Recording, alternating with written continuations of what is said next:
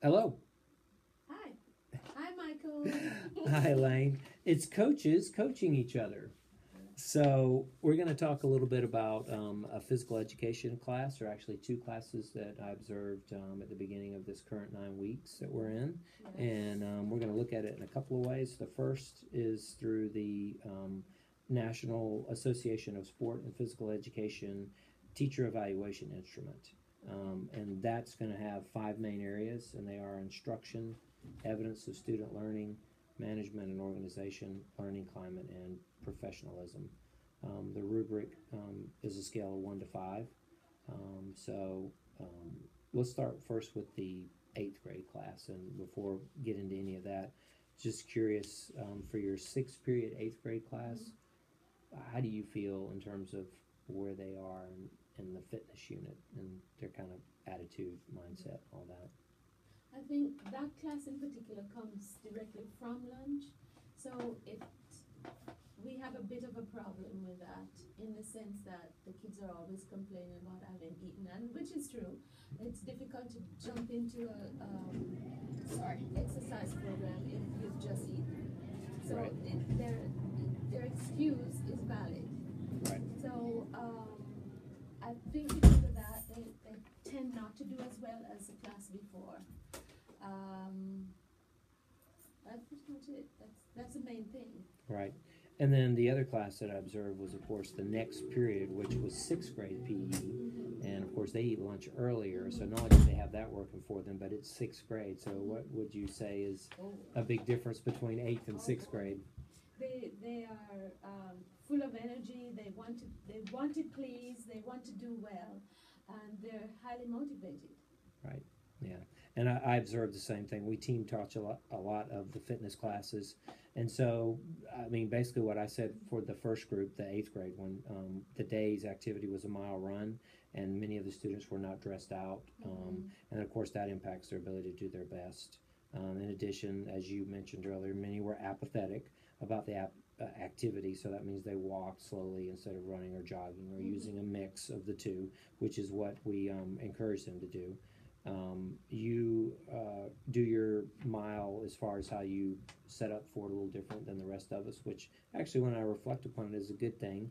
You give them the straw and talk to them about strategies and all of that, warming up, cooling down, all of that stuff, and the straw allows you to have personal contact. So that means every time, whether they want to or not, they got to have personal contact with you because they have to get a straw unless they ignore it completely. And they quickly learn without the straw they have to do more laps. Exactly. So it's motivation of a sort. And then I clocked the activity time, which was another thing that we talked about, especially when we go outside, we lose time in the transition. But for that particular class, they had about 30 minutes of activity time. So whether they spent all of it in activity or it was up to them.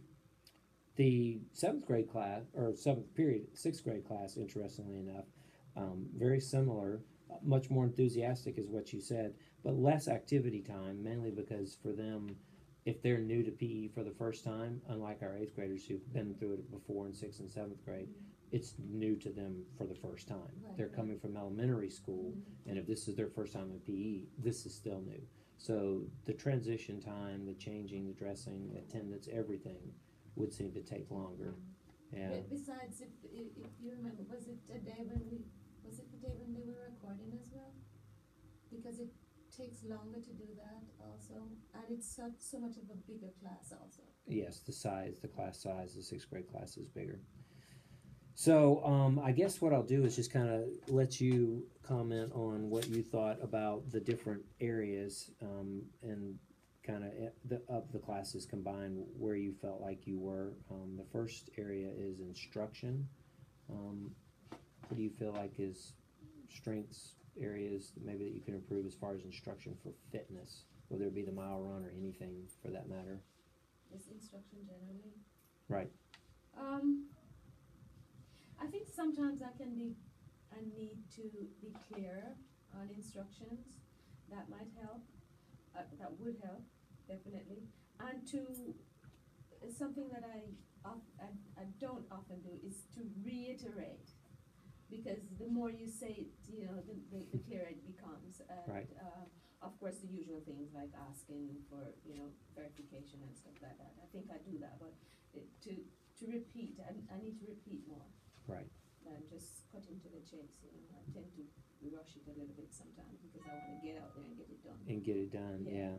And I think too, you may agree with me on this, that with eighth grade, sometimes we maybe are even more that way because we are assuming that they already know everything, and sometimes that's wrong, or they still need the repetition and the repeating of it. So, yeah. The next area that was looked at by this rubric is management or organization. Mhm. So, or sorry, excuse me, it's evidence of student Evidence learning. of student Yeah. learning. Evidence of student learning. We, I think the evidence of student learning comes over time. Right. Especially in this unit, because we go in stages with that. They run them out, they record it, they do whatever else, like pacer, they record it, and for me, I'm also putting in the grades. Right. Grading it, so once they have to record, they can see exactly what they've been doing, and they also see what they did before to as a part of motivation also, to say, okay, so that's what I got. Either, I didn't do so well and I'll do better, or, I did well, I'll even improve it a little more. So it works both ways. And then you're not going to really see the learning until we get to the end where they actually do try to make their goal. Their goal, right. Yeah, so it's a long-term thing. Right. So the log sheet that they have over time is the evidence of student learning, but at any given point in time, you could look at it, like right now, all I would really have for most of them is their pre-test scores and their goals. Exactly. So you kind of know where they're going in their minds. Management and organization. I think we have that down pretty pat over the years. They go in, they sit in their squad line, everything is organized so as to cut down on time. We get out as quickly as we can. 5 minutes dress, 5 minutes dress in, 5 minutes dress out. Right. I don't think we could cut it any finer. It's tough to do it any more than that. You're right about that. Learning climate, especially with fitness. For the most part, we try and have an upbeat climate, especially when we the last year or so when we've been doing the warm-ups. Yes. And really making it fun and introducing new ones, and I've seen a big difference with the kids really wanting to do it. Yeah, Superman. Yes, and also, I think using the music as well, and with certain activities, absolutely. We've used it a lot more, and that's served to increase motivation and that sort of thing. Yeah. Let's see. The last one is just professionalism. How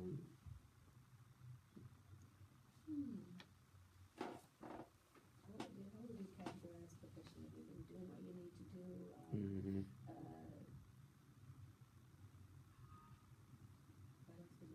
Well, I know what I think. But dress. Yeah. Dealing with the kids in a professional way. Right.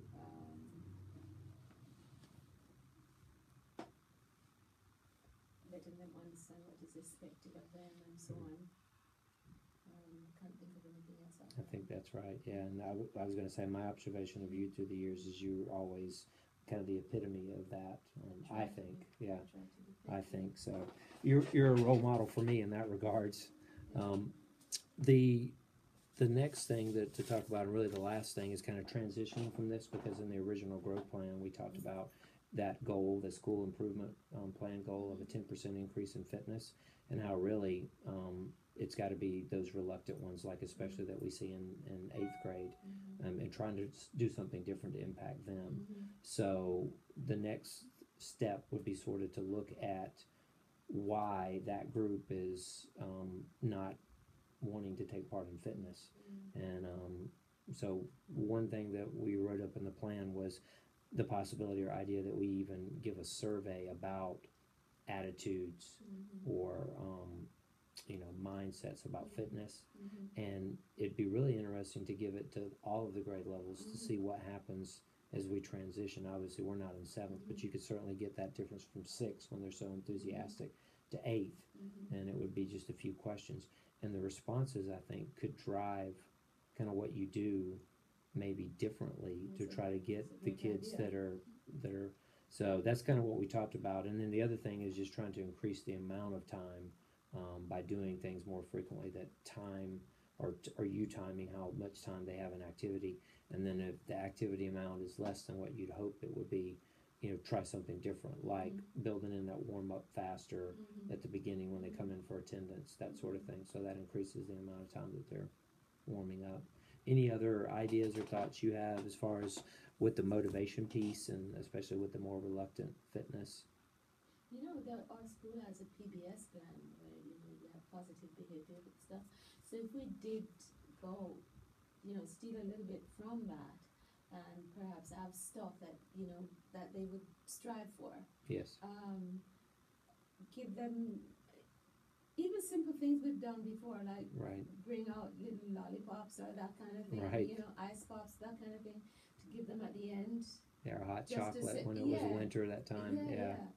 Stuff like that. And I mean, even before that, remember we gave girls nail polish and all kinds of stuff. Oh, that's right. Yeah. We had, and we got the results we wanted, and we had higher standards. Yeah. The thought I had was that you might even want to have some things where they're separated by the, boy and girl, so that they might be more inclined to push themselves harder if they didn't perceive that they were going to be looked at. But I mean, that reluctant folks, as we know, especially in eighth grade, can be either sex. I mean, there's boys that won't do anything as well. So, but the point is to start with something and try something and see what happens, and the proof will be in looking at the data. So once we get FitnessGram data and can put it in, we'll be better able to see it. I think that was about it, at least for now, on this first observation. Is anything else you wanted to say or add in? I can't think of anything else right now. Except we need to really seriously think about the motivational stuff that we want to do, because we've been having problems for a few years in the 8th grade. Yeah. So we need to do something. Do something different, right? Okay. All right. Well, if you remember when we did try the last time with the motivational stuff, the little gifts and stuff we gave to them, we did give them we did do a survey as to what presents they would like. Remember? Yeah, that's right. I do remember that. Yeah, we surveyed them and we got that, and they worked for it. Yeah, that's true. They were cheap, simple little things. They were. Yeah, we just used some of our PTA money and stuff like that and got it. Yeah. Huh. So we would do a similar thing. It doesn't have to cost much.